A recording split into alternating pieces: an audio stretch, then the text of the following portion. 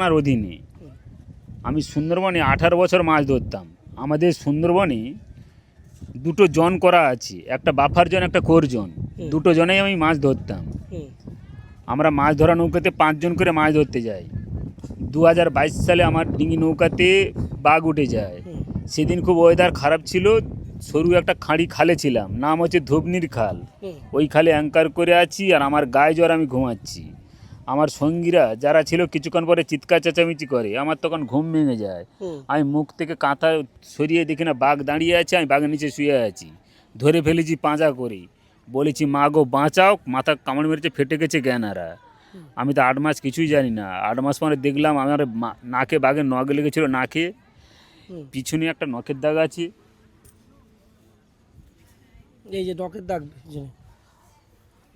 আমার একটা সার্জারি, এখন মাথায় একটা বাকি আছে, প্লাস্টিক সার্জারি এই জায়গাটাতে। স্কাল নেই এখনো।